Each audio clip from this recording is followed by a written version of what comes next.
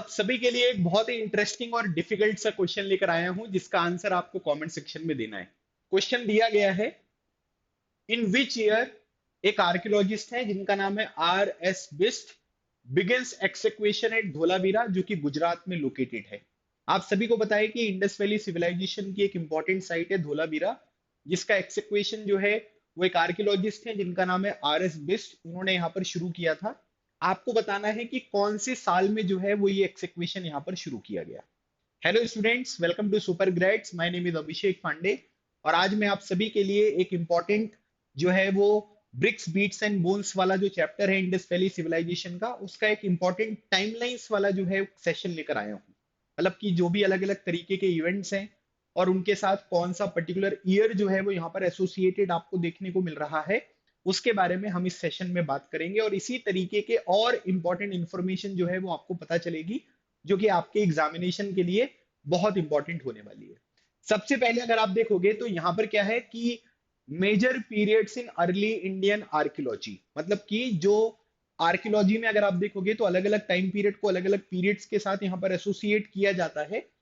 तो ये कुछ इंपॉर्टेंट पीरियड्स हैं और उसके बाद अगर आप देखोगे तो यहाँ पर क्या है कि ये जो पर्टिकुलर ईयर्स हैं आपको देखने को मिल रहे हैं, है ना। मतलब इन पर्टिकुलर ईयर्स में जो है ये पर्टिकुलर चीजें आपको देखने को मिलेंगी। तो अब इसमें कौन कौन सी चीजें हैं जो देखने को मिलती हैं। जैसे अगर आप लोग देखोगे तो जब आदिमानव का काल था, है ना, अर्ली मैंस का जब टाइम पीरियड आपको देखने को मिलेगा तो उस टाइम पीरियड को हम लोग, है ना, मतलब पैलियोलिथिक जो है वो टाइम पीरियड बोलते हैं। उसके बाद का टाइम पीरियड अगर आप देखोगे तो मीजोलिथिक हो गया। उसके बाद अगर आप देखोगे तो नियोलिथिक हो गया। पैलियोलिथिक को अगर आप देखोगे तो उसको भी हमने अलग अलग तरीके से कैटेगराइज किया है, जैसे लोअर पैलियोलिथिक, मिडिल पैलियोलिथिक, है ना, अपर पैलियोलिथिक, इस तरीके से हमने डिवाइड किया है। तो अगर आपसे कोई ये पूछेगा कि भाई जो लोअर पैलियोलिथिक है इसका टाइम पीरियड क्या है, तो 2 मिलियन बिफोर प्रेजेंट, मतलब आज से अगर आप देखोगे तो करीब यहाँ पर क्या हो रहा है कि 20 लाख साल पहले 2 मिलियन यहाँ पर जो है वो टाइम पीरियड दिया गया है। 1 मिलियन में 10 लाख हो गए, 2 मिलियन में 20 लाख हो गए। तो वो टाइम पीरियड जो है वो किसका है, वो लोअर पैलियोलिथिक का आपको देखने को मिलेगा। ठीक है, फिर उसके बाद करीब 80,000 साल पहले अगर आप देखोगे तो वो मिडिल पैलियोलिथिक आपको देखने को मिलता है। और 35,000 साल पहले अगर आप देखोगे तो ये अपर पैलियोलिथिक जो है वो देखने को मिलेगा। गाइस आपको ये ध्यान रखना है कि ये सिर्फ, है ना, आपको पता होना चाहिए कि आज से 20 लाख साल पहले जो है वो लोअर पैलियोलिथिक वाला टाइम पीरियड था, 80,000 साल पहले जो है वो मिडिल पैलियोलिथिक, 35,000 ईयर पहले अपर पैलियोलिथिक। ये आपसे पूछेंगे नहीं, है ना, पेपर में ये नहीं आएगा कि 80,000, है ना, 35,000, ये सब नहीं पूछेंगे, लेकिन एक आइडिया आपको होना चाहिए। तब आपको ये समझ में आएगा कि जो मेजर डेवलपमेंट्स बाद में यहाँ पर हुई हैं जो आपके लिए इंपॉर्टेंट है, वो इन पर्टिकुलर टाइम पीरियड से जो है वो कितना डिफर करती हुई आपको दिखाई देती है। फिर इसके बाद अगर आप देखोगे तो ये मीजोलिथिक आपको देखने को मिल रहा है। मीजोलिथिक जो है वो करीब 12,000 साल पहले की बात हो रही है। और 10,000 साल पहले अगर आप देखोगे तो ये नियोलिथिक जो है वो आपको देखने को मिल रहा है। तो पहली बात तो ये ध्यान रख लेना, पैलियोलिथिक, मीजियोलिथिक और नियोलिथिक, है ना। तो यहां पर क्या है कि पीएम नहीं बनूंगा, क्या है, ऐसे मान लीजिए आप इसको कि पीएम नहीं बनूंगा। तो पीएम नहीं बनूंगा तो पैलियोलिथिक, मीजोलिथिक और नियोलिथिक, ये टाइम पीरियड आप यहां पर क्लियर कर लो। उसके बाद एक इंपॉर्टेंट जो एमसीक्यू यहाँ पर आ सकता है कि जो भी एग्रीकल्चर या पेस्टुरलिज्म वाली जो एक्टिविटीज यहाँ पर शुरू हुई थी वो किस टाइम पीरियड पर शुरू हुई। तो वो आपको याद रखना है, वो नियोलिथिक का टाइम पीरियड आपको देखने को मिलेगा, है ना। मतलब जो नियोलिथिक वाला टाइम पीरियड है वहां पर पेस्टुरलिज्म और एग्रीकल्चरलिज्म जो है या एग्रीकल्चरिस्ट जो यहाँ पर एक्टिविटीज है वो यहाँ पर क्या होती है, वो स्टार्ट होती हुई आपको दिखाई देंगी। करीब 6,000 साल पहले अगर आप देखोगे तो आपको यहाँ पर चाल्कोलिथिक जो है वो देखने को मिलेगा। मतलब इंसान ने जो सबसे पहले, है ना, यहाँ पर मेटल यूज करी थी वो कौन सी थी, वो कॉपर थी। लेकिन इंडस वैली सिविलाइजेशन को हम लोग कॉपर एज सिविलाइजेशन नहीं बोलते हैं, याद रखिएगा, ब्रॉन्ज एज सिविलाइजेशन जो है वो यहाँ पर कहा जाता है। जब हम कॉपर में टिन को मिलाते हैं तो क्या बनता है, तब वहां पर ब्रॉन्ज बनेगा। करीब अगर आप देखोगे तो 2600 बीसी, अब देखो इंडस वैली सिविलाइजेशन को लेकर, है ना, अलग अलग हिस्टोरियंस में उनके टाइम को लेकर विवाद चलता रहता है, लेकिन हमको ये ध्यान रखना है कि करीब 2600 साल पहले अगर आप देखोगे तो इंडस वैली सिविलाइजेशन जो है उसकी शुरुआत हुई। फिर 1000 साल पहले जो है वो आयरन वगैरह जो है वो यहाँ पर यूज होने लग गया, क्योंकि इंडस वैली सिविलाइजेशन के लोगों को अगर आप देखोगे ना तो वो आयरन वगैरह की इंफॉर्मेशन जो है वो आपको यहाँ पर देखने को नहीं मिलेगी। अच्छा, एक बात ये ध्यान रखिए ना कि ये बिफोर कॉमन एरा यहाँ पर लिखा हुआ है ना। तो जैसे अगर आप देखोगे तो आपको एक बात यहाँ पर ये समझ में आएगी कि जैसे सबसे इंपॉर्टेंट चीज जो है ये बिफोर प्रेजेंट के बारे में बात हो रही है, और यहाँ पर जो है ये बिफोर कॉमन एरा। तो अगर हम एग्जैक्टली exactly जो है वो यहाँ पर क्या करना चाहते हैं, टाइम पीरियड निकालना चाहते हैं, है ना, तो हम लोग क्या करेंगे, 2600 में आज का जो टाइम पीरियड है उसको यहाँ पर ऐड किया जाएगा। बिफोर कॉमन एरा मतलब जो जीसस का बर्थ है उसके 2600 साल पहले की बात हो रही है। तो जैसे मान लीजिए कि आप इस सेशन को देख रहे हो, तो 2600 में से आप यहाँ पर क्या करोगे, जैसे 2024 2025 जो भी चल रहा है, तो आप इसको यहाँ पर क्या करने वाले हो, इस तरीके से यहाँ पर ऐड करोगे, तो फिर वो एग्जैक्ट लगभग यहाँ पर टाइम पीरियड अप्रोक्सीमेशन में आपको देखने को मिलेगा। So that is written before common era. फिर उसके बाद जीसस के बर्थडे के 1000 साल पहले अगर आप देखोगे तो आयरन वगैरह यहाँ पर शुरू हो गया, वैदिक टाइम पीरियड, महाजनपदास का टाइम पीरियड। और यहाँ पर क्या है कि मेगालिथिक जो है वो ब्यूरल्स आपको देखने को मिलेंगे। जैसे इंडस वैली सिविलाइजेशन में डेड बॉडीज वगैरह को पिट्स में यहाँ पर बरी किया जाता था, सेंट्रल इंडिया साउथ इंडिया में उसके ऊपर बड़े बड़े मेगालिथ्स वगैरह जो है वो रखे गए, उनमें भी अलग अलग तरीके की इंफॉर्मेशन हमको प्रोवाइड करी गई। फिर उसके बाद अगर आप देखोगे तो 600 बीसी से लेकर 400 सीई, है ना, कॉमन एरा मतलब मॉडर्न 400 ईयर्स की बात हो रही है। तो वहां पर क्या हो रहा है कि अर्ली हिस्टोरिक टाइम पीरियड आपको देखने को मिलेगा। अब तीन तरीके की हिस्ट्री है, एक तो अर्ली हिस्ट्री है। तो अर्ली हिस्ट्री में क्या होता है कि हमारे पास रिटन रिकॉर्ड्स भी अवेलेबल नहीं है और उसको पढ़ा भी नहीं जा सकता। फिर एक होता है प्रोटो हिस्ट्री, जिसमें रिटन रिकॉर्ड्स यहाँ पर अवेलेबल हैं जिनको हम पढ़ नहीं पाए, जैसे इंडस वैली सिविलाइजेशन। फिर उसके बाद हिस्टोरिक टाइम पीरियड अगर आप देखोगे तो यहाँ पर रिटन रिकॉर्ड्स भी अवेलेबल है और उनको पढ़ा भी जा चुका है।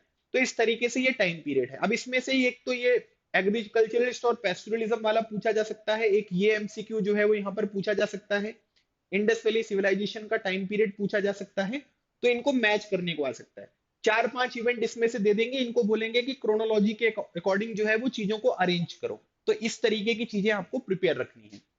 इसके बाद यहाँ पर ये वाला जो पर्टिकुलर, ठीक है, टाइमलाइन है, ये तो मतलब सुपर ही इंपॉर्टेंट है।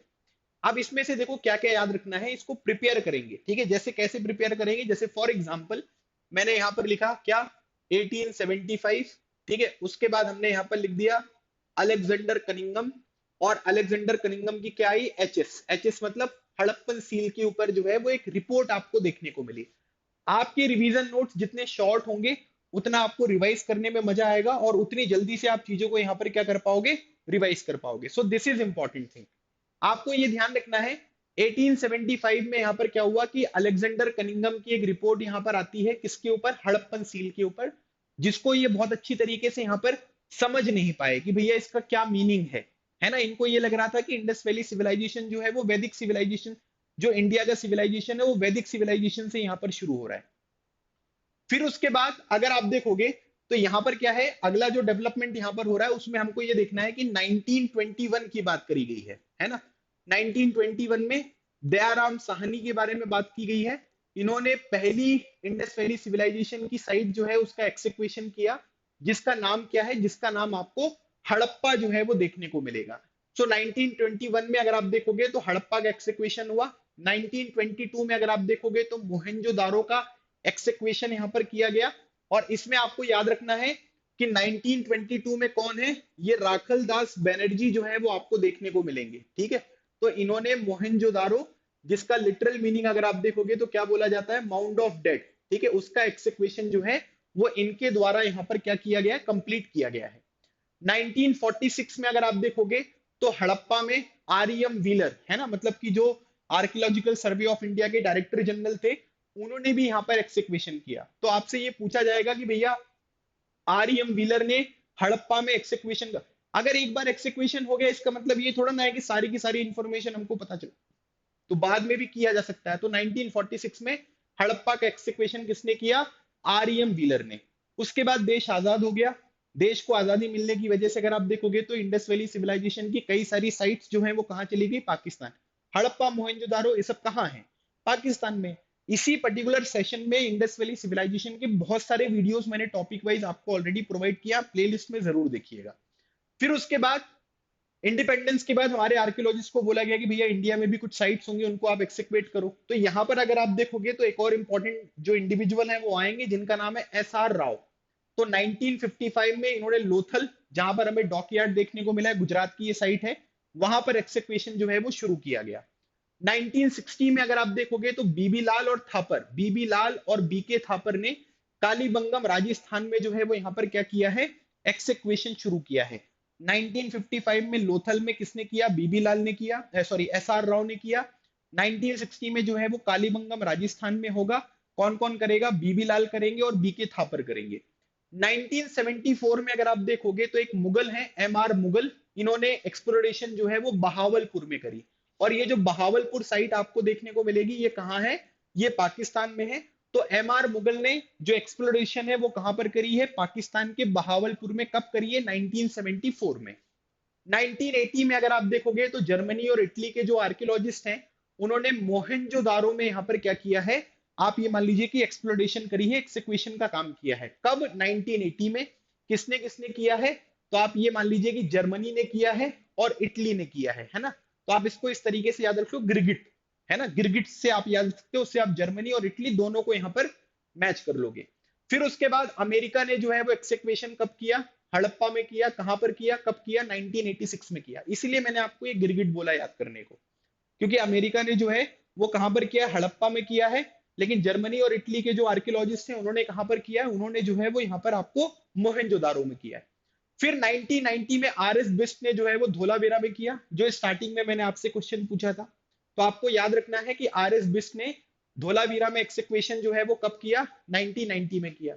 फिर उसके बाद अगर आप देखोगे तो 1997 में, ठीक है, अमरेंद्र नाथ, इन्होंने राखी ग्रही में जो है वो यहाँ पर एक्सक्वेशन किया। तो आपसे पूछा जा सकता है कि भैया राखी ग्रही कहां पर है, हरियाणा में है, और इंडिया की जो है वो सबसे बड़ी साइट आपको देखने को मिलेगी। और अमरेंद्र नाथ ने जो है वो शुरू किया।